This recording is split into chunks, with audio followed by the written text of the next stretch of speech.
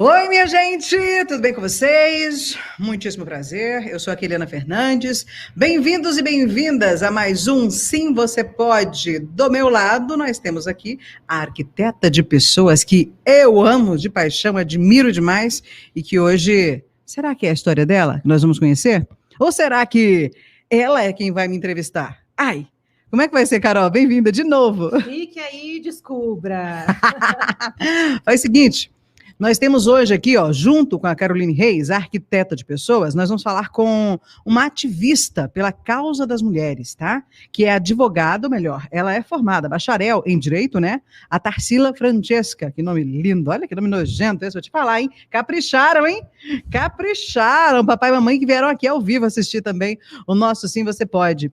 Gente, ela é a única pessoa de Campo Grande a integrar aí o curso de formação de lideranças femininas da ONG Women's Democracy Network.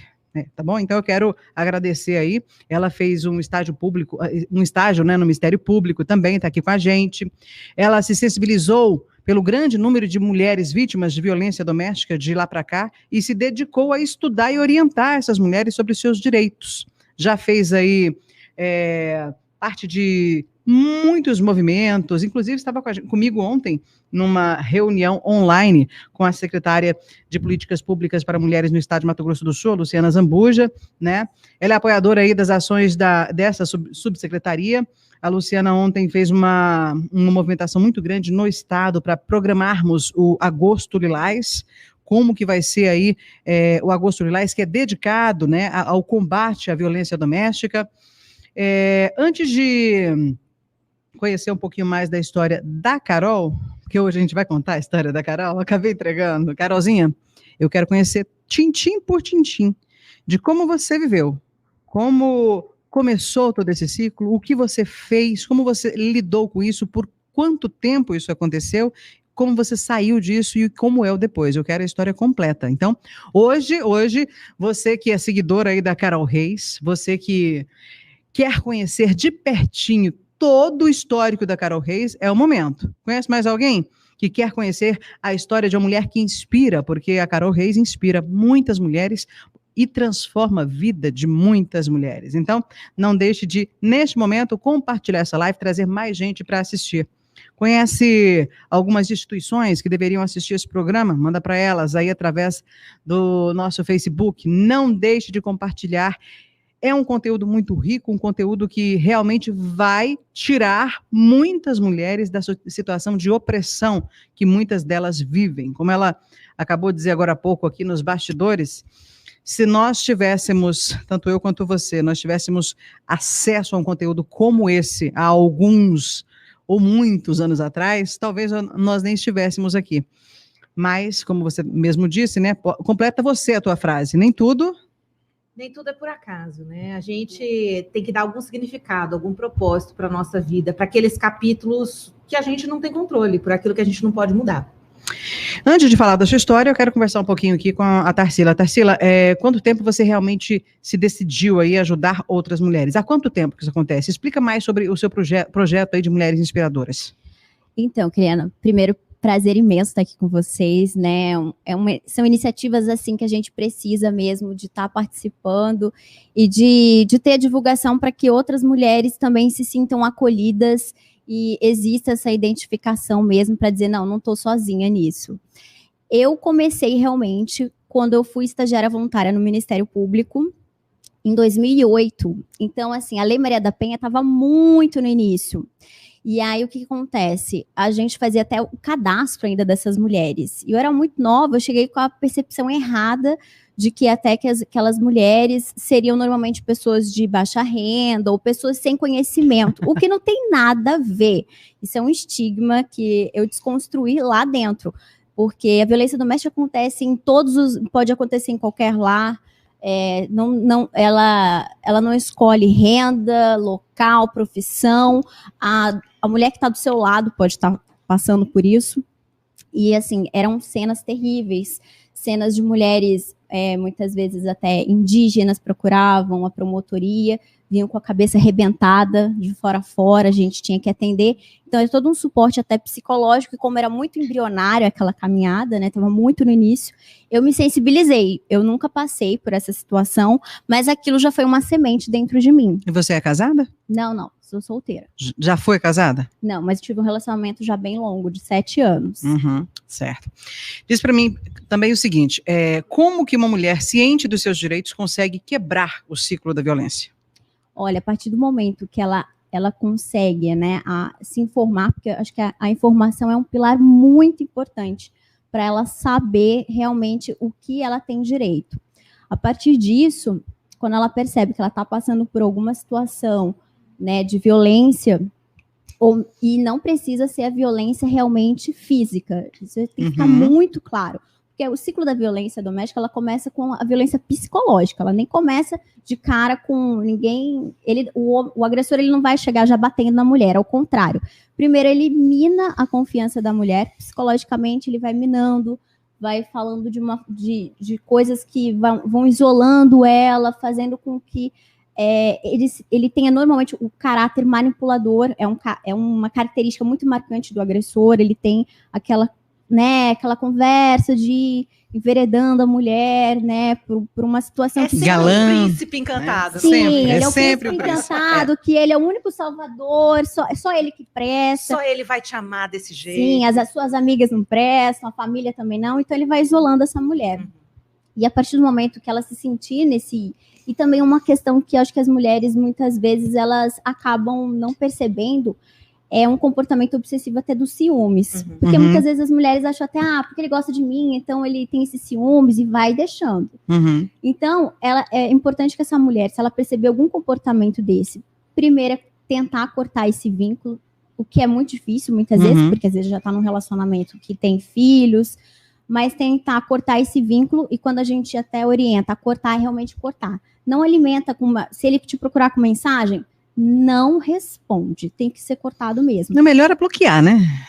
O melhor é bloquear. É que tem algumas situações que são complexas, que não dá. Quando você tem filhos, não dá para bloquear. Porque tem que ter alguém que intermedie para poder ter esse contato. Sim. E aí procurar, assim, aqui no nosso estado a gente tem 2 caminhos, né? O que eu observo em vista de outros estados, nós somos até muito privilegiados. Nós temos a Casa da Mulher Brasileira, que foi a primeira casa a ser instalada no país. A Casa da Mulher Brasileira foi instalada em Campo Grande, é a primeira do Brasil, dentro das Casas da Mulher Brasileira. É procurar a Casa da Mulher Brasileira, que tem todo o suporte, tanto psicológico, a parte do Ministério Público está lá dentro, Tribunal de Justiça, a questão mesmo até sócio, e se precisar até do abrigo também, tem uma parte do acolhimento, agora na pandemia foi interrompida essa questão. Isso aí a gente vai falar durante a história da Carol. A gente vai colocar aí, em alguns momentos da história da Carol, a solução para aquele problema que ela apresentar durante a sua história. Aí eu vou te pedir ajuda. Combinado? Ok. Certinho, então? Vamos lá. Carolzinha, casou-se com quantos anos? 21 anos. Começamos a morar juntos. Começaram a morar juntos. E aí nos casamos, eu tinha 24. Não foi o seu primeiro relacionamento? Não foi. Não foi. Já tinha até sido noiva antes. Super jovem, com 19 anos. Certo. Vamos lá. Como começou o namoro? Era meu melhor amigo. Eu tinha... Engraçado. Já era amigo antes? Era amigo antes. Era meu melhor amigo. De quanto tempo? Há uns 3 anos, não sei. Eu mudei para São Paulo, então eu não tinha família lá, fiz amigos, tudo lá, e ele me acolheu muito. A família dele me acolheu, nós éramos amigos, saíamos juntos. Eu namorava na época que nós nos conhecemos, tinha já um relacionamento abusivo, não sabia que era abusivo. Aliás, depois eu descobri que eu só tinha vivido relacionamentos abusivos. E esse cara se apresentou assim, né? Já gostava de mim, e eu sempre estava namorando, e aí quando houve esse último rompimento por traição, etc., caí nos braços dele, naquele sentimento assim, esta pessoa não vai me magoar. Cansada de ser ferida, ser magoada, ele é meu amigo, ele não vai me magoar. Até porque ele já tinha um ponto de apoio, né? No Exatamente. sentido assim, ele é meu amigo, então eu confio nele. Já tinha Sim, essa e assim, em relação a minha tratativa, eu não tinha o que dizer sobre o comportamento dele. Mas depois, no final, assim, do relacionamento, depois de fazer muita análise, muita terapia, depois de me educar e tudo mais, eu percebi que sempre esteve lá. Mas eu queria acreditar que comigo era diferente. Ele era uma pessoa agressiva no futebol, agressiva no trânsito, agressiva não, violenta, assim, de bater nas pessoas no futebol, de quebrar o dente do goleiro, esse tipo de coisa. Uhum. Era um cara que, na adolescência, dava paulada em travesti na rua, né? Então, eu tenho valores muito fortes em relação à comunidade LGBTQIA+, em relação à diversidade, a minorias. Isso sempre foi algo meu, de ser justiceira em relação a isso. E uma parte de mim se culpa de falar, puxa, eu relativizei isso. A pessoa tinha isso, era homofóbico, era violento, era contra tudo aquilo que eu tinha como valor, e eu ainda assim relevei, porque a necessidade de ser amada, a carência afetiva, e aí vem de infância, né? Daqueles valores que você cresce, que eu cresci, na verdade, me sentindo não merecedora de amor, por faltar alguma base ali, materna, paterna, de amor incondicional, e buscar isso incessantemente em relacionamentos. Então, qualquer migalha ali, para mim, já era muito. E aquele sonho também que todas as mulheres têm, todas não, né? Mas que a gente, da nossa geração, foi criada de consertar homem, né? A gente acha que homem é projeto social. Vai lá, não, comigo vai ser diferente, porque o meu amor vai transformá-lo, e ele jamais vai ser capaz e tudo mais. Eu tive sorte, porque eu me separei e saí... A gente vai chegar aí, a gente não vai pular etapas. Bom, quando aconteceu a primeira agressão verbal? O que ele te disse? Keliana, eu não saberia nem te precisar, porque não é algo que me marcou. Não. Eu sou uma pessoa que cresceu num ambiente tão tóxico, de ser tão humilhada verbalmente, desde criança, da própria mãe dizer que eu era... não vou falar que estamos ao vivo aqui, mas palavras de baixíssimo calão, assim, para mulheres, de minar minha autoestima, de falar do meu corpo, de falar da minha aparência negativamente, de destruir a minha autoestima. Então, algumas coisas que eu ouvia em relacionamentos, não só nesse relacionamento, para mim, não me marcavam, não me doíam, porque eu achava que era o normal, que pessoas ficavam de cabeça quente e falavam daquele jeito com outras pessoas. Até por isso que demorou, né, para eu entender. Aliás, demorou. Eu só entendi depois que eu me separei, pra você ter noção, depois de 10 anos de casamento. Que você entendeu que eu entendi todas as violências que eu Uhum. tinha vivido e todos os abusos que eu tinha vivido. Porque muitas coisas eu achava que eram presentes, que eram uma sorte. Como ele era como... isso eu não sei se eu posso perguntar ao vivo. Ele tinha filhos? Não que seja necessariamente com você. Nós tivemos filhos juntos. Eu, particularmente, não o acho um bom pai. Porque eu acredito que parte de ser um bom pai é você honrar a mãe dos seus filhos, você ter um posicionamento correto em relação aos seus compromissos, né, em relação àquelas crianças, ser presente, mesmo à distância, né, ser envolvido, ser engajado na criação dos filhos.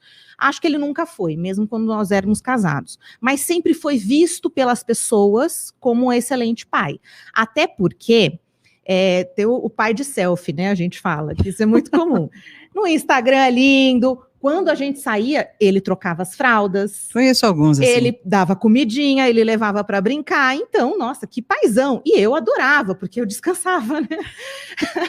Então, não via mal nisso. Mas uma parte também que eu vejo que acontece muito nesse tipo de homem agressor e tudo mais, que a Tarsila estava falando, é isso. E a gente até falou isso com a Bruna, né, na semana passada. São pessoas que a gente sabe que ela não é daquele jeito, porque com os amigos não é. Em meios sociais não é.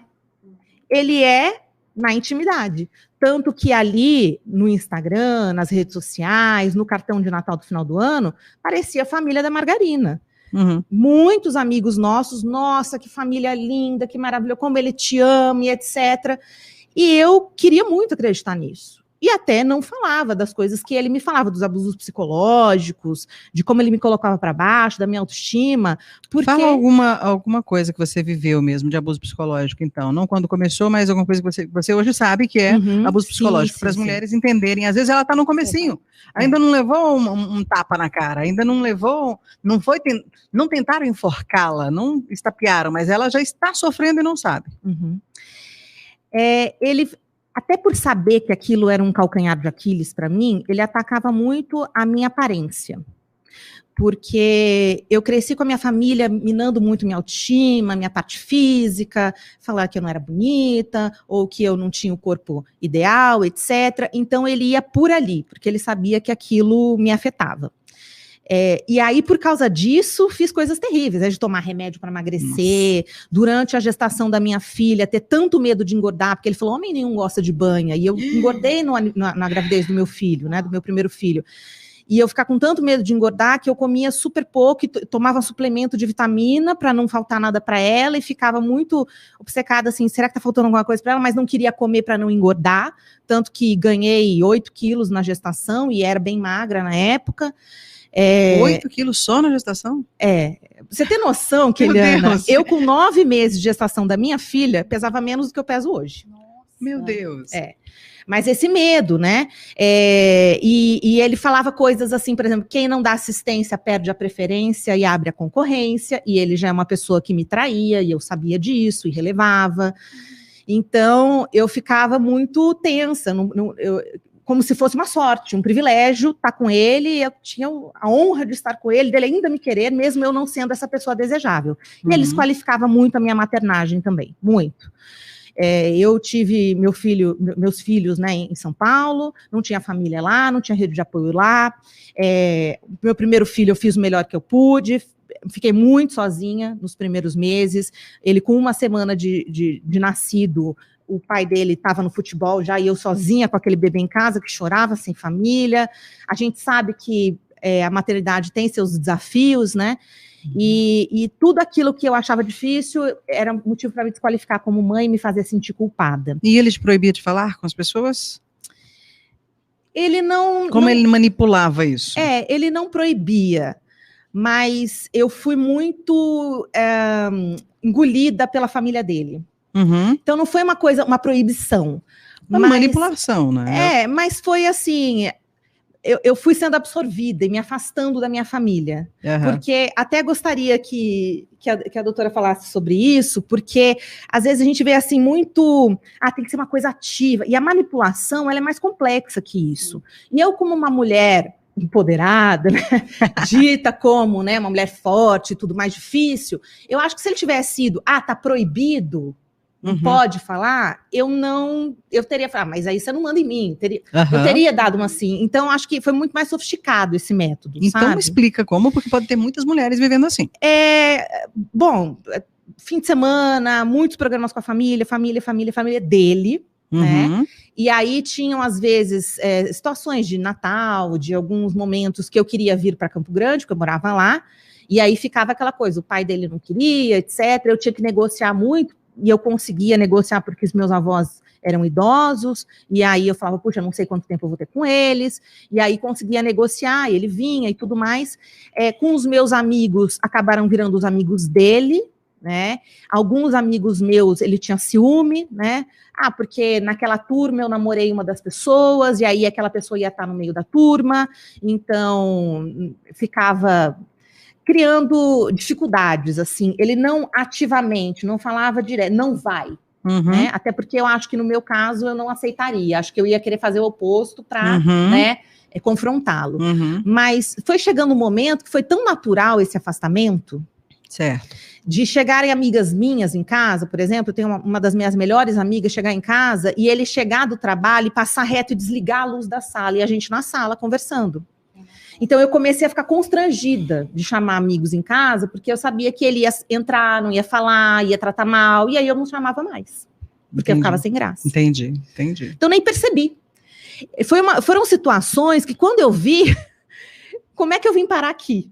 Porque não foi nada muito, sabe, direto, um rompante, uma coisa. Eram microagressões, pequenas coisas, pequenas trocas, pequenas palavras que vinham aqui e me deixavam tensa e preocupada e plantavam coisas na minha cabeça. Uhum. E aquilo foi crescendo. E quando eu vi, eu estava totalmente submissa naquela relação, vivendo coisas que minha essência jamais aceitaria. Entendi.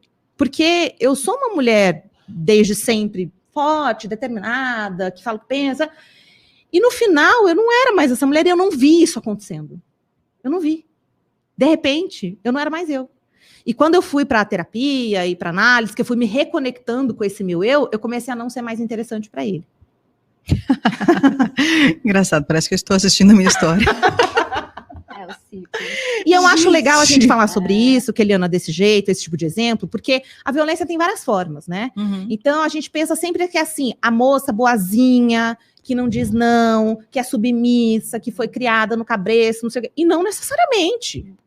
A gente tem uma Luísa Brunet, né, uma mulher, poxa, que viaja o mundo, que não precisa do cara, tá, que sofre uma atrocidade daquelas.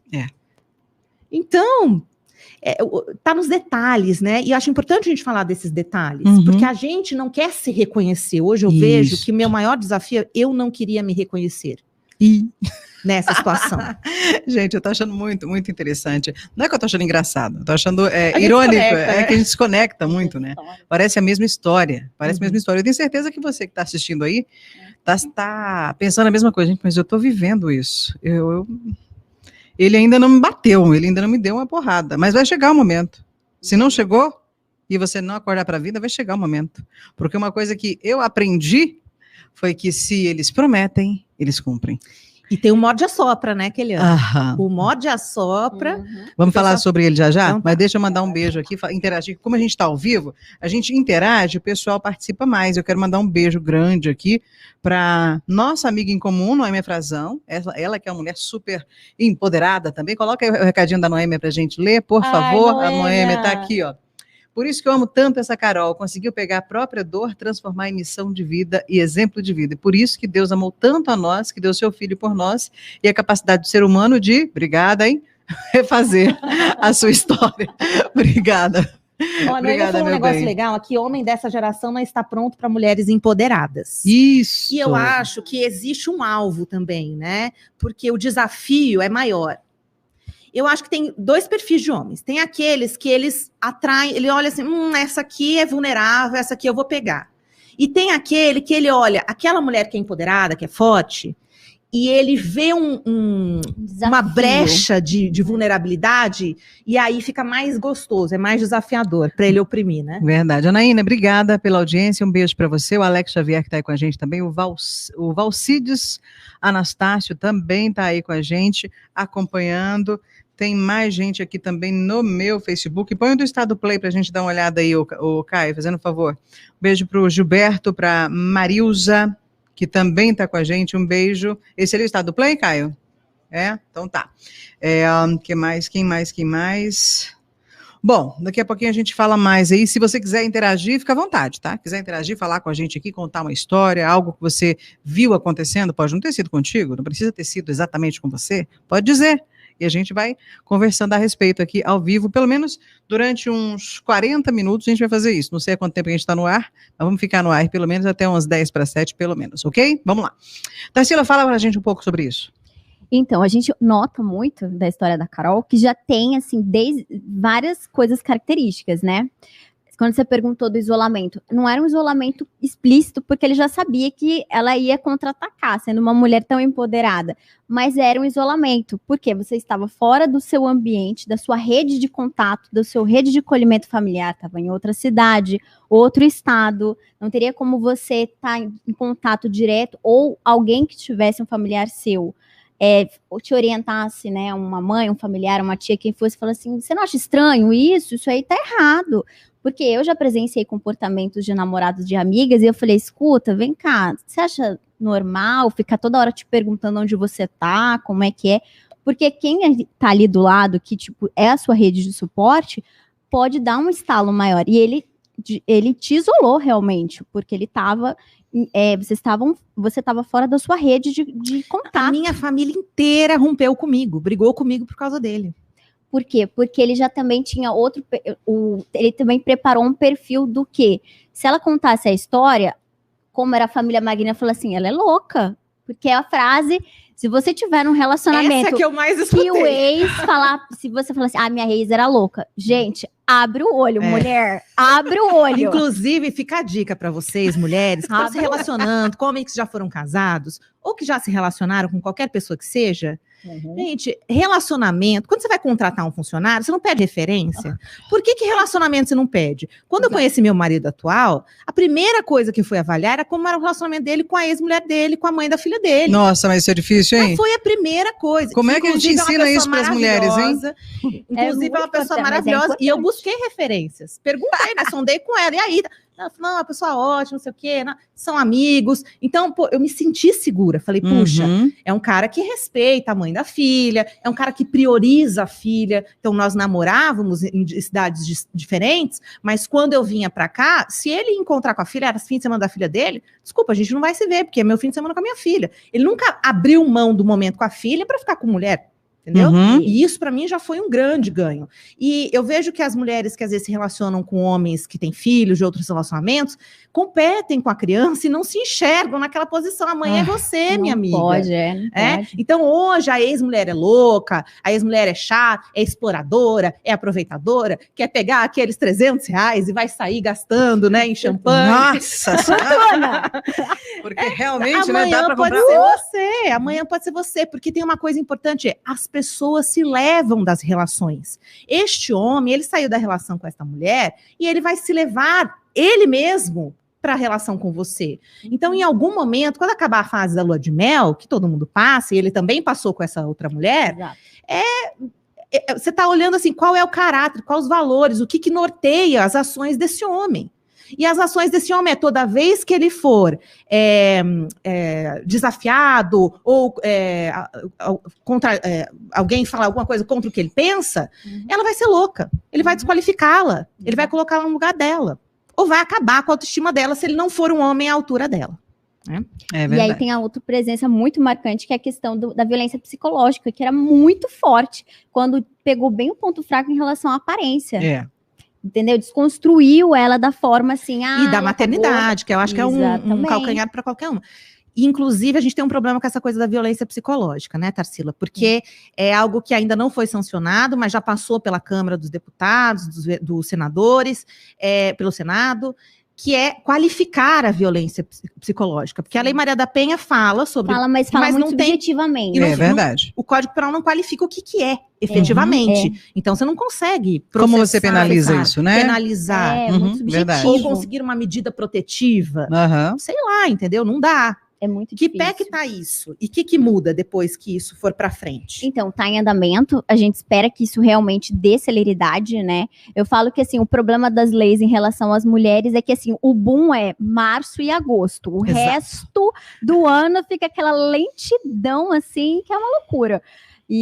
Mas, assim, tá caminhando. A gente espera que realmente sancione o mais breve possível, porque depois disso existe uma forma de qualificação mais efetiva, realmente, porque é muito difícil. Hoje em dia você faz o quê?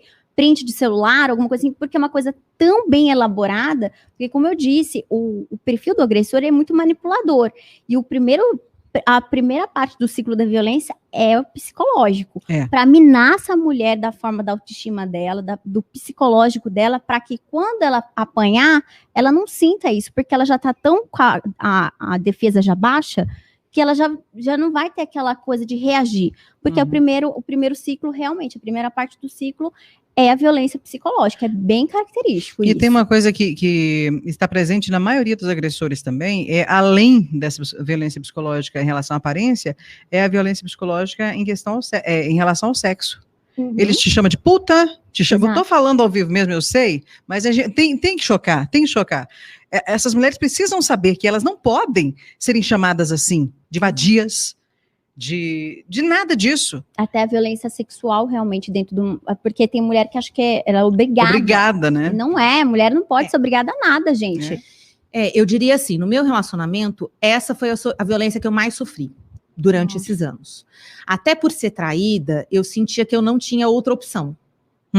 E hoje, conhecendo a lei, a letra da lei, eu vejo que, por exemplo, acordar sendo violentada. Nossa, que absurdo. Quantas vezes isso já aconteceu comigo? Perdi as contas. Meu Deus. Isso, me corrija se eu estiver errado, doutora, é estupro de vulnerável, crime previsto. Sim. Né? Eu não sabia. Porque isso era uma forma de você estava inconsciente ali, você não estava nas suas. Sabia que era desconfortável, mas também não achava que eu tinha essa opção de não querer, etc. E aí, eu lembro assim, é muito forte para mim. Eu falava não, ele falava, é só insistir que você vai querer. Que absurdo. É só eu continuar que você vai gostar. Na realidade, você não estava gostando, tenho certeza. E era a solução para as coisas, né? Brigou, tá chateado? É isso aí, é assim que resolve. E essa coisa de quem não dá assistência, perde a preferência, abre a concorrência. Então, eu sabendo que era traída, e eu não quis terminar o relacionamento por causa das crianças mesmo, assim, sabe? Não queria vir de um lado de pais separados, não queria ser uma pessoa que tinha os pais separados para os meus filhos. E então eu falava, eu tenho que fazer qualquer coisa para manter esse relacionamento. Ao ponto que, já que é para chocar, estamos entre amigas aqui. Vamos lá, isso. Na maternidade, quando eu tive a minha segunda filha, tinha algumas horas que ela tinha nascido. Óbvio, eu estava de resguardo, não podia ter relação vaginal, mas tive que satisfazê-lo de outra forma na maternidade. Deus do céu. Porque quem não dá assistência perde a preferência. E aí você está falando de uma mulher que não comeu direito durante a gestação e se nutriu de vitamina para não... Minha filha, graças a Deus, nasceu saudável. Uma mulher que vivia esse terror, né, de não sou mãe suficiente. E uma violência muito forte que ele fazia comigo é dizer que eu não seria capaz de criar as crianças sozinha. Ele dizia muito isso. Então, assim, que eu dependia dele, que eu era uma mãe ruim, eu tive babá, né? Depois de um tempo, na minha segunda filha, eu tive babá. Então, isso já me tornava uma mãe horrível, porque eu tinha ajuda em casa. Alimentava sua culpa, né? Exatamente. E aí, já que eu não ia conseguir viver sem ele, sem a ajuda dele como pai, e é muito engraçado, porque ele fazia muito pouco, mas na minha cabeça era muito, Era né? muito. Eu não me via, eu falava, eu tenho que aceitar. E eu fiz um compromisso comigo mesma de que eu ia aceitar aquilo até as crianças fazerem 18 anos, e aí quando eles fizessem 18 anos, eu ia me permitir me separar. Nossa. Então eu já tinha aceitado aquela situação. Meu Deus do céu, viu? Tempo. Fala, Tarsila. Não, tanto tempo, né? Porque ainda você se permitiu, assim, não, eu vou passar por esse calvário ainda todo esse tempo. Mas é a realidade, a gente sabe que a questão dos filhos pesa muito. Ontem, na reunião do Augusto Lilás, uma grande preocupação em relação a essa questão da violência doméstica está sendo os filhos, porque muitos filhos presenciam todo esse imbróglio dos pais, tudo, e isso deixa marcas, a gente sabe disso. E a mulher realmente é uma parte muito frágil dela se libertar desse ciclo da violência, são os filhos, não tem como. E o agressor, ele sabe disso. Então, ele prende mesmo essa situação por onde ele sabe onde tem a brecha. A Noemi falou aqui agora há pouco que aqui no nosso... Ela está participando aí via Facebook, né? Beijo, Noemi. Obrigada, querida. Ela disse o seguinte, que homem dessa geração não está pronto para lidar com mulheres empoderadas. E realmente... eles não estão preparados. E eu acho que talvez seja por isso que hoje o número de mulheres mortas pelos seus companheiros seja tão grande. Eles não estão preparados. Mas aí ela faz aqui, ela não defende, mas ela diz que este homem também pode ter sido vítima de abuso, de violência também. Só que isso não pode ser uma desculpa. Não. Isso não pode ser uma desculpa. Então, se fosse assim, Keliana, nós estaríamos espancando nossos maridos, nossos filhos, né? Exato, não tem muita ligação, não tem muita relação. Assim, eu acho que é uma possibilidade, claro. Eu não vejo assim que ninguém é todo bom ou todo ruim. As pessoas boas fazem coisas ruins. Mas ela diz assim, que foi na infância, tá? Porque para crescer e ser tão dissimulado e manipulador, talvez fosse isso, provavelmente. Eu acho que tem a ver muito com uma normalização. Neste caso específico, né? Eu não estou falando no geral, pode ser que seja uma violência na infância, porque eu conheço homens abusivos e já me relacionei com homens abusivos que tiveram abuso na infância. Uhum. Mas neste caso especificamente, quando você cresce num ambiente patriarcal, machista, etc., porque o que acontece nesse contexto familiar, né, dessa pessoa especificamente? Quando, por exemplo, fui traída, fui falar com a minha sogra. com a minha sogra. Homem é assim mesmo, meu marido também fez isso, o pai dele também fez isso, a gente tem que aceitar, é assim que acontece. Então, um homem que vem de um lar assim, ele entende que ele está no seu direito de fazer o que ele bem entender. Porque é um Passar uma padrão doença já. pra mulher, tá nem aí, entendeu? É dele e ele faz o que ele quiser. Ele é o protagonista ali naquela relação, ele não é parceiro. E aí aconteceu as situações assim, né, empurrou, jogou no armário, puxou, não sei o quê. E aí, irmã vem acudir, enfim, eu fugi para casa da irmã dele, né, exatamente para não acontecer uma coisa pior, tudo mais. Ele fala, mas ele te bateu? Não, ele não me bateu, ele só me empurrou, ele só me puxou, ele só me ameaçou, ele só... não, então ainda bem, porque se ele tivesse batido, aí ia ter problema com ele. Nossa. Então, a própria família, e aí você tá ali no meio de pessoas, e é uma mulher, né? Uma mulher, é irmã, criada junto. Não acha que aquilo é violência ou agressão, ou, né? Ou então, o que aconteceu? O que poderia ter acontecido que justificasse, entendeu? O que poderia? O que justificaria uma atitude assim? Né? Exatamente. Então, eu acho que tem mais a ver com contexto. E aí, se for assim, se fosse passar um pano tipo esse que ela falou, eu ia mais para um lado assim, a pessoa não acha que ela está errada. Esses homens, eles não veem problema. Inclusive, muitos podem ouvir essa história e falar, não vejo nada de errado, né? Mas o que ele fez de errado? O cara tinha um desejo pela mulher, não é maravilhoso? É o cara inseguro. Ele está tentando manter a mulher, porque é uma mulher poderosa, empoderada, não sei o quê. Então, ele está tentando manter aquela mulher com ele. Então, às vezes, o cara apela, né? Coitado, inseguro. É óbvio que tem 1000 justificativas para a pessoa ser assim e para ela não ser assim. Sim, sim. Só que a questão, o outro merece, o outro tem que se subjugar, porque você é inseguro e mal resolvido, e acha que a mulher é areia demais pro seu caminhão, então vai minar com a autoestima dela, fazer ela se sentir pior, para você se sentir melhor? Não faz sentido. Não tem como. Então não é justificativa. E eu acho isso importante, porque nós mulheres, e esse exemplo ao vivo foi ótimo. Depois né? do ar, Caio, te mato, Caio. Ao vivo é bom que é assim, né? Ai, Jesus. Mas nós mulheres, nós somos tão generosas e tão maternais, que às vezes a gente quer maternar o homem crescido, que já foi criado por outra mulher. Então essa situação, coitado, pode ter passado por um abuso na infância, é isso, é a gente querendo... porque nós somos empáticas, né, por natureza. Sim. Querendo justificar o injustificável, querendo minimizar algumas coisas que não devem ser minimizadas. E isso que a Ana tá falando, pode ser construído um padrão, mas é um padrão, assim, por isso que a gente bate muita tecla da questão da desconstrução cultural, é acabar com essa normalidade do machismo exagerado. Tanto é que eu achei muito positivo uma lei, acabou de sair, faz um mês, que é para colocar foi alterada, né, a lei de diretrizes da educação no Brasil, para que fosse inserido dentro da grade curricular, tanto no ensino infantil, fundamental e médio, a matéria de combate à violência doméstica. Porque as nossas meninas vão crescer desde pequena. Nossa, isso é uma novidade. Sim, faz um mês. Eu comemorei, porque assim, a gente tem que investir muito desde essa parte. E isso é muito importante porque, e ainda inclusive todo mês de março vai ter uma semana dedicada em todo o ensino, seja nas escolas do Brasil inteiro, tem que ter essa semana dedicada ao tema, porque a gente tem que investir muito desde cedo para desconstruir esse padrão, para os nossos meninos mesmo não acharem que é normal bater na mulher ou empurrar ou seja que for, não é normal isso. Você sabe qual é a lei? É a 14.600.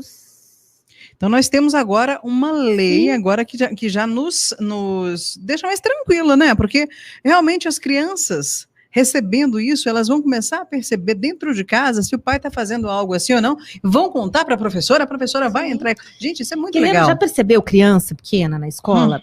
O menininho bate na menininha, aí ela vai reclamar, fala, é porque ele gosta de você e ele tá querendo chamar a sua atenção? Nossa, verdade. É a 14.164. 14.164. Isso, acabou. Vamos fazer um se você pode só em cima dela. Eu acho que vai ser bem interessante. Acabou de sair, de ser sancionada. É muito bom saber, bom saber disso. E olha só, a gente acha que tá bem informada, hein? Quero só ver a hora que entrar na grade, o que não vai rolar de burburinho. Porque muita gente se beneficia desse sistema. Tem muito pai de menino e de menina que não quer que os filhos saibam disso, porque isso depõe contra eles próprios. Mas é hora da mulher tomar o seu lugar ali, né? Ué, se o pai achar ruim isso, alguma coisa já está errada. Exatamente. Não é verdade?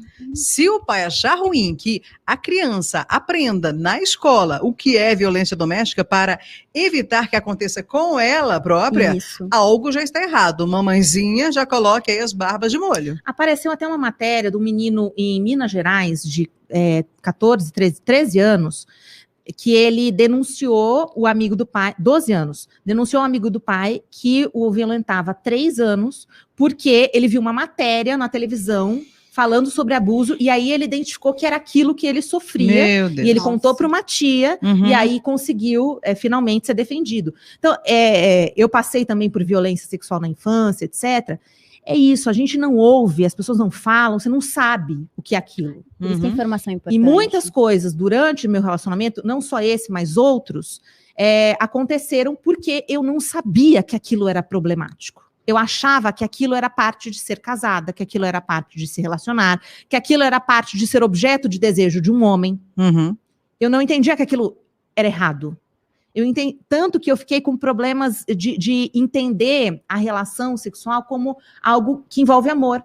Para mim, era algo violento, objetificado. Eu era algo ali para ser usado. Eu não olhava para essa questão de ser admirada, tipo aquela minissérie que respeitada e tudo passou. mais. Hoje vou lhe usar. Mais ou menos isso. Sim, É uma exatamente. influência, né?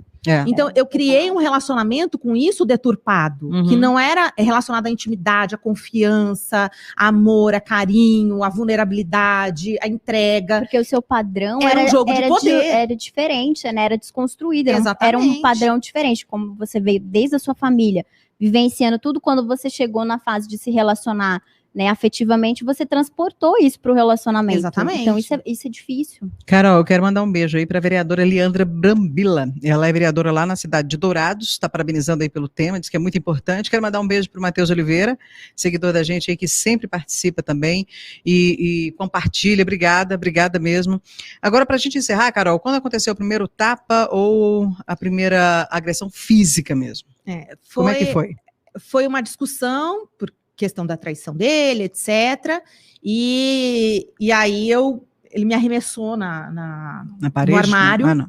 Me arremessou no armário e tal. E, enfim, foi isso. Essa foi a primeira.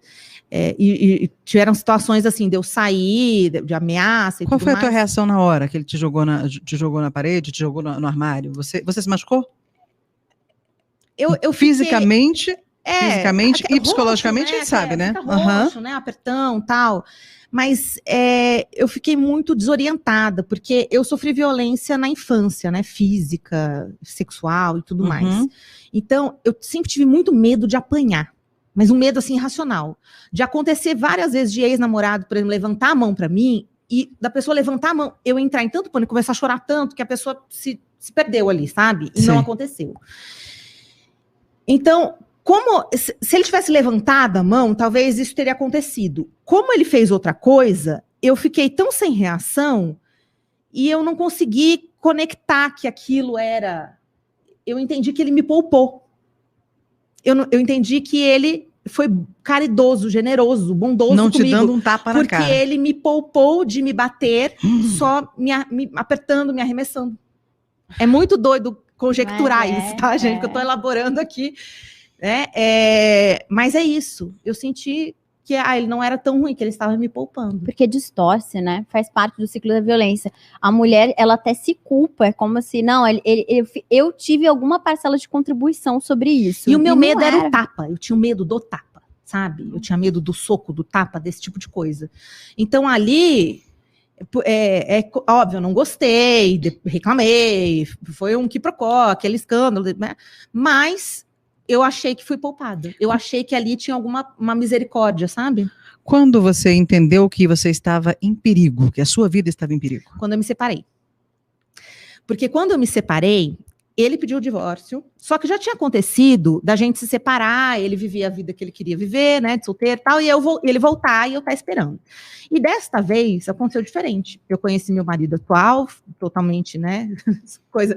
Deus olha e fala assim, você merece. Eles fazem isso com a gente. Entendeu? Eu também recebi um presente desse. Hoje, você já viveu o que você precisava viver, vou te mandar, não vou fazer você passar esse calvário. E aí, enquanto eu tava sozinha, tal, viúva de marido vivo, digamos assim, levando as crianças na casa da mãe dele, vivendo a mesma vida de casado, só que sem ele, tava tudo bem, né? Melhor pessoa do mundo. A hora que ele descobriu que eu estava me relacionando com outra pessoa, eu virei Maria Madalena aquele ano.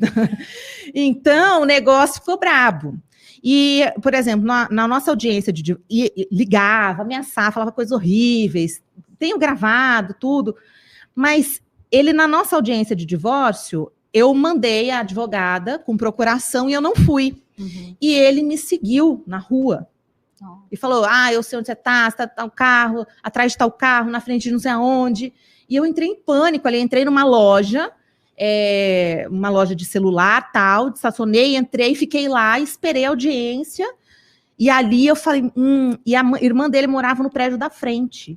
E aí ela vigiava e passava para ele, então ele sabia quem foi na minha casa, que horas que foi, que fulano foi aí, que horas que não sei o quê. Eu vi que você ficou na varanda com não sei quem até que tal hora, quem foi não sei o quê, você não vai levar fulano pra... Então eu ficava vigiando, e a gente ainda na mesma cidade e tal, eu comecei a ficar, puxa, fiquei com medo, né? E aconteceu uma situação também de constrangimento ilegal, né, nos termos da lei, que a gente estava 7 meses sem se ver, porque sempre que tinha que entregar as crianças, eu mandava alguém entregar, eu não encontrava com ele, eu evitava exatamente isso. Mas tinha que ter a questão das crianças. E aí teve uma vez que eu fui buscar as crianças na casa dele, e ele não estava com a babá, e ele mandou trancar a gente lá. Quando eu fui sair, as chaves trancadas, sem a porta trancada sem a chave, eu não conseguia sair, meu pai esperando na garagem, e aí tal, liga para ele, ligo para a advogada fala para ele, fala que ele não pode manter presa lá com as crianças, tem que me liberar, etc. Cárcere privado. Isso. Exatamente. E aí, não, mandou a irmã dele, deu mal que procó, enfim. Saí de lá com a polícia. Fomos direto para a delegacia. Fiz boletim de ocorrência, entramos na vara criminal, deu em pizza. Não aconteceu nada. O inquérito, nem as câmeras de segurança a justiça olhou. Nem a oitiva de testemunhas eles fizeram. Simplesmente arquivaram o processo depois de 2, 3 anos. Por que isso acontece, hein, Tarsila? Então, é realmente por isso até que com a Lei Maria da Penha a gente sempre tenta ver esse cuidado até para ter todo um sistema preparado para realmente captar que ali existe a violência doméstica. Há quanto tempo foi isso, Carol? 2016, se não me engano. 2016. Já existia, mas já existia. Mas depende muito. Infelizmente, eu já tive até reclamação, às vezes, de dentro da Casa da Mulher Brasileira, de falar, olha, não fui bem tratada, porque a mulher está fragilizada. Você tem que ter um olhar mesmo se aquilo realmente é necessário. Tanto é que a mulher que ela faz a denúncia, o prazo é de 48 horas, justamente para essa celeridade. Teve uma servidora pública de dentro da Casa da Mulher Brasileira, que era uma colega, ela falava, olha, é um suplício, porque assim, a gente tem que ser rápido, porque ali todas são vidas que estão em perigo lá fora. Então, infelizmente, só que ainda, infelizmente, nas outras searas, por exemplo, na criminal residual, muitas vezes, ainda não existe esse olhar mais, apurado para ver aquela situação. Infelizmente, tem sim. Tanto é que existe a discussão do aumento de pena, das leis serem menos brandas em relação a questão da Tem algumas leis que são mais recentes, por exemplo, a de stalking, é uma lei que acho que tem uns 2 anos só, né? Não, foi esse acabou. Ano. Foi esse ano. Eu fiz até um vídeo nas minhas redes sociais. A lei foi de muito stalking, assim. então, são coisas muito recentes que, poxa, a gente olha o conjunto da história, eu contando aqui tudo de uma vez, parece, nossa, mas quando você olha picadinho, você entra lá com a ação tal, poxa, não era para o poder público olhar e falar, isso aqui, a pessoa já sofreu ameaça, já foi uma história. Para que vai esperar a pessoa morrer? Exatamente. A sensação que eu saí dessa situação toda, de desamparo legal, foi, eu só seria protegida se eu morresse? Ou se eu fosse brutalizada? Quer dizer que eu tenho que ser brutalizada ou morrer para alguém me defender? O pior que não. Eu, se você observar aí nas minhas redes, no Instagram, você vai encontrar um vídeo meu, na época do MS Urgente, chorando, revoltada, por causa de uma mulher que tinha sido espancada há 10 anos atrás, espancada quase morta, se eu não me engano ela é de Aquidauana, e aí aconteceu o julgamento. No julgamento, o desgraçado, pegou 2 anos em regime semiaberto. Nossa, nada.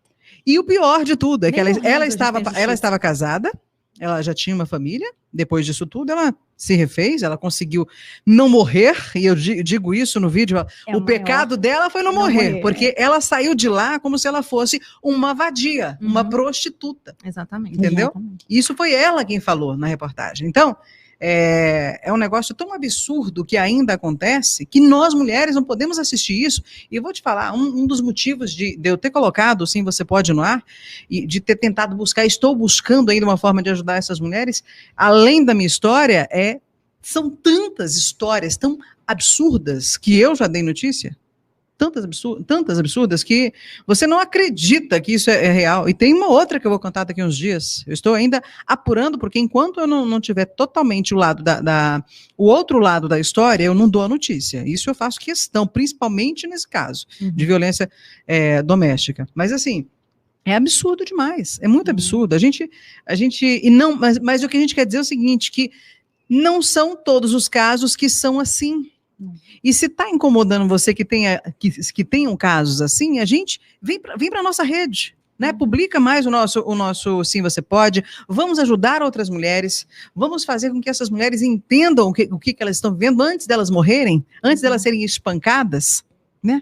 E eu ajudei recentemente uma vítima, né? Porque o que aconteceu? Ela estava muito em perigo, porque o agressor estava foragido.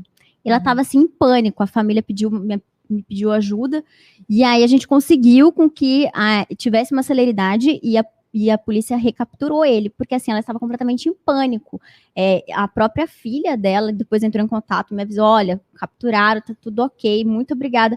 Porque assim, é uma situação muito temerosa. Foi recente isso. Então, a gente sabe da situação, o que acontece, porque a mulher fica à mercê dessa pessoa que você não sabe qual que vai ser o comportamento dela. É isso. E tem um estigma que as mulheres fortes carregam, elas não recebem a simpatia das pessoas. Ela só recebe a simpatia se ela estiver totalmente fragilizada, vulnerável, coitada.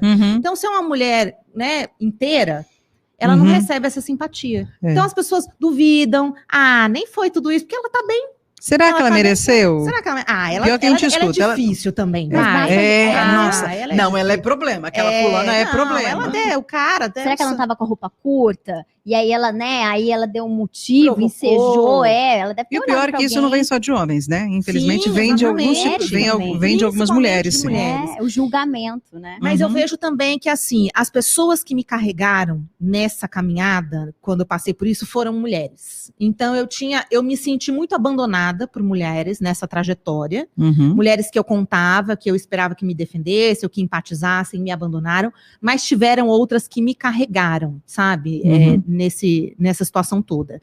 E eu vejo que a gente tem que buscar também essa autonomia para se libertar dessas situações, porque o meu exemplo não foi de sucesso, né, na justiça e tudo mais, e muitas outras coisas eu não denunciei, e eu lembro de estar numa reunião na Casa da Mulher Brasileira, e eu ouvi assim, tem que incentivar as mulheres a denunciarem, e eu me vi ali falando, gente, imagina o peso, porque foi o que eu pensei ali. Eu poderia ter denunciado ele por coisas gravíssimas, inclusive tentativas com outras mulheres, mas eu não tive coragem, porque eu falava, como é que eu vou fazer meus filhos visitarem o pai deles na cadeia? Então eu poupei os seus filhos. Os meus filhos. Ele acabou sendo poupado, sem merecer. Porque, não só pelo que ele fez comigo, mas pelo que ele fez com outras pessoas também, ele merecia, obviamente, né? Mas eu não tive coragem de fazer isso com os meus filhos. Então são decisões difíceis que a gente tem que romper e a gente tem que evitar entrar nesse tipo de situação.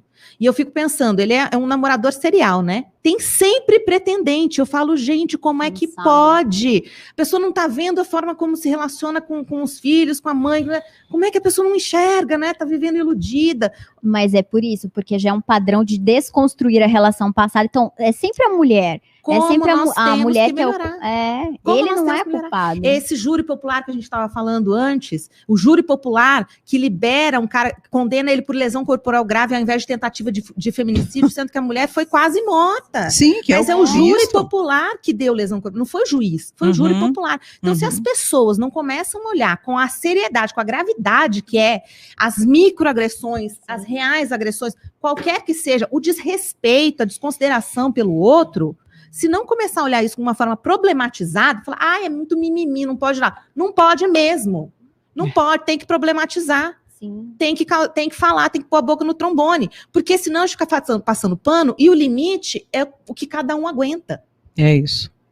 Por falar nisso, o que te fez, como você conseguiu sair desse relacionamento? Tive algumas sortes, assim, né? Que depois eu vi que tudo conspirou. Eu fiz análise. Então, esse relacionamento todo me fez ter sérios problemas, assim, né? De depressão, de tudo mais. E eu busquei ajuda pelos meus filhos, porque eu não queria ser uma pessoa que quer morrer, né? Obviamente, porque eu tinha filhos para criar. E aí, nessa jornada de buscar ajuda, eu fui me reconectando com quem eu era, e aí voltando a ser a Caroline de sempre. E quando eu passei por essa separação, e as pessoas falam assim, Carol, mas para você você é corajosa. Corajosa, eu morro de medo. Você acha que eu não tenho medo da pessoa virar e de repente falar, ela foi lá no programa, falou, vou matar, vou mandar ela fazer alguma coisa? Óbvio que eu tenho medo. Eu tenho medo. As pessoas acham que eu não tenho medo, que eu sou corajosa. Eu morro de medo. Só que eu não posso deixar esse medo me aprisionar. Porque se eu não falar sobre isso e eu ficar varrendo para baixo do tapete, fingir que não aconteceu e todo mundo achar, tá tudo bem, tá tudo maravilhoso, não aconteceu nada, etc., isso vai continuar acontecendo com outras pessoas. Isso vai continuar acontecendo comigo. Porque aí eu vou abrir um precedente para a pessoa que eu me relaciono achar que tá tudo bem. Que ele pode, que eu não vou pisar o pé e não vou delimitar o que dá, o que não dá, o que eu aceito, o que eu não aceito. E então a terapia me ajudou muito, essas pessoas, essas mulheres que me carregaram, porque eu também vi a minha história nelas, isso que você falou agora. Uhum. E quando eu me revoltei por elas, eu falei, mas gente, eu também passei por isso aqui, também tá errado. O que me libertou também foi ter uma filha, mulher, porque eu tenho um casal, mas quando eu falo, eu me tornei mulher quando eu tive minha filha. Porque aí eu olhava e falava, meu Deus, eu não posso deixar minha filha passar pelas coisas que eu passei. Eu preciso romper com isso, porque essa história minha foi a história da minha mãe, foi a história da minha avó, é a história das minhas primas, das minhas tias, é a história de gerações da minha família. Não fui só eu. A gente cresceu assim, né? E aí eu olho, poxa, se eu não fizer algo diferente, se eu não romper com isso, se eu não falar para minha filha que não tá tudo bem, que tudo bem, o pai pode ter várias coisas maravilhosas, etc., mas isso não é legal e não é aceitável, e por mais que ela ame e admire isso, coisas no pai, ela não pode admitir certos comportamentos no parceiro dela, quando for a vez dela se relacionar, porque o pai tem, porque a gente repete, né? A gente ama o pai, repete o que o pai faz e busca aquele cara que é igual ao pai. Então, eu entendi que eu tinha uma força maior. E aí, claro, trabalhar com esses movimentos de mulheres. Então, olha, o que eu diria? Assim, dá um conselho, Carol, para a mulher romper com esse ciclo. Fura a bolha, sai da negação, vai falar e viver com gente que passa por isso. Com gente que passa por coisas piores, coisas melhores. Porque quando eu me tornei multiplicadora do programa Ela Pode, e comecei a dar capacitação, e capacitei milhares de mulheres, e ouvi muitas histórias, aquilo foi um processo de cura para mim. Porque eu ouvi a história delas e eu falei, nossa, eu sou uma farsa, porque eu tô aqui falando, mas eu passei por isso, eu não tô falando para elas isso. E aí, pela primeira vez, por exemplo, que eu contei do meu abuso sexual na infância, foi na frente de 120 mulheres. Quem sabia era minha analista, meu marido atual e meu pai. Que foram as pessoas que eu confiei contar. E, obviamente, o próprio abusador, né? Mas, assim, de resto, eu não tinha falado sobre essa situação. E eu falei na frente de 120 mulheres. E eu falei aquilo porque eu senti que eu precisava contar a minha história para elas me verem naquele lugar de poder e falarem, puxa, a gente tem isso aqui parecido, então eu também posso. Eu também sou capaz de superar. Isso aqui não vai me definir. Essas coisas são coisas que acontecem com você, não são coisas que te definem. São capítulos da sua história, não são sua história inteira. E o que eu escolhi fazer, considerando que eu não posso mudar o que aconteceu, que, por exemplo, questões de infância, a gente não tem nem culpa, né? Não que de adulto tenha, né? Mas a gente, quando é adulta e escolhe estar em relacionamentos assim... A escolha, né? Existe uma parte de escolha, de que a gente tem que se responsabilizar. Eu ouvi os sinais, eu escolhi. Mas não para se culpabilizar, e sim para se responsabilizar, para aprender, gerar consciência e não repetir os mesmos erros. Tá? Não é para ficar com chicote, falar, a culpa é minha, então agora aguenta. Não é isso. Mas quando a gente tem situações assim que a gente não pode mudar, é se apropriar delas e fazer aquilo que te fez tão frágil, tão miserável, te fortalecer. Então, essas histórias, esses abusos, essas coisas, são as coisas que me fortalecem meu casamento, fortalecem o meu trabalho, minha maternagem, minha relação com os meus filhos, minha relação com as pessoas, quem eu quero ser amiga, quem eu não quero. Essas coisas não me definem como pessoa, mas elas ajudaram a construir a pessoa que eu me tornei. Então, se pudesse voltar atrás, eu acho que não saberia se eu faria de novo, não faria de novo, porque eu não vivi outra vida para saber, né? Mas furar a bolha e viver com outras mulheres que passaram por situações diversas, parecidas e diferentes, isso foi processo de cura para mim. E isso me capacitou para falar sobre essas coisas sem medo. Quer dizer, com medo, vai, mas porque sempre tem medo de retaliação, da pessoa se irritar, aí vai te processar, vai não sei o quê. Pode acontecer. Mas é assim que eles mantêm a gente caladas. É assim que eles oprimem. É o sistema perfeito. É a rede, né, que ele faz. A alienação parental é isso. Tem crianças que vivem com o abusador porque a mãe denuncia e aí ela perde a guarda por alienação parental, né, doutora? Sim. E a criança fica vivendo com o próprio abusador. Então, você tem medo de falar das suas experiências, que são suas, que é a sua vida, porque o outro vai falar, é a palavra dela contra a minha, não pode provar, então, mesmo quando pode, porque eu tenho gravação, tem um monte de coisa. Porque eu criei essa rede, né, de suporte. Então, eu me precava. Claro que eu não sou louco sair falando as coisas aqui e não poder, né, provar depois. Sim. Então, eu diria, se você está passando por essa situação, não está ainda forte para pedir ajuda, etc., vai falando para pessoas da sua confiança, vai juntando prova, vai se preparando. Não quer sair se jogando? Se prepare. Porque, infelizmente, não querendo desanimar ninguém a denunciar, infelizmente, o mundo ainda não está a nosso favor. O mundo é contra as mulheres. Então, a gente tem que se educar, tem que se unir, tem que subir o nível para poder combater essa estrutura toda. Então, talvez a gente tenha que se esforçar um pouco mais para ser levada a sério, para ser respeitada nas nossas dores, para ser acolhida nas nossas violências, porque as pessoas duvidam, falam, tá falando isso aí para ganhar like, para sei lá o quê, né? Então, são espaços que a gente precisa ocupar. E, claro, algumas vão lá, dão a cara a tapa, sofrem mais que as outras, mas valorize as mulheres que falam. Olha só aqui, ó. Soraya Corrêa está falando com a gente. Eu já ouvi a absurda frase, Maria da Penha não defende de bala. Absurdo, né? E é por isso que a gente tem que pôr a boca no trombone, Keliana, e constranger esses caras. É isso. Porque eles ameaçam e eles estão tão certos da impunidade, pode ficar impune. Talvez a justiça fale, eu não tenho controle sobre a justiça, mas eu tenho controle sobre a minha narrativa. É por isso que agora eu quero fazer um apelo aqui aos senadores do nosso Congresso Nacional. Vou mudar um pouco o foco, porque existe uma lei que foi aprovada, que é da Rose Modesto, que nós falamos aqui, né? Falamos. Foi aprovada na Câmara dos Deputados, que está lá no Senado para ser votado. Essa lei tem que passar pelo Senado para ir para a sanção presidencial. Assim mesmo, isso aí não é garantia, né, de que vai aprovar. Mas, porque ainda depende do presidente. E quando nós precisamos e dependemos dele para uma outra lei importante, ele meio que virou as costas. Mas, neste momento, eu quero dizer aos senadores que é muito importante, sim, que nós investiguemos tudo o que está acontecendo sobre a Covid-19, sobre os mandos, desmandos, as propinas, supostas propinas. É muito importante que isso esteja acontecendo. Só que o Congresso Nacional e o Senado não podem viver só em torno disso.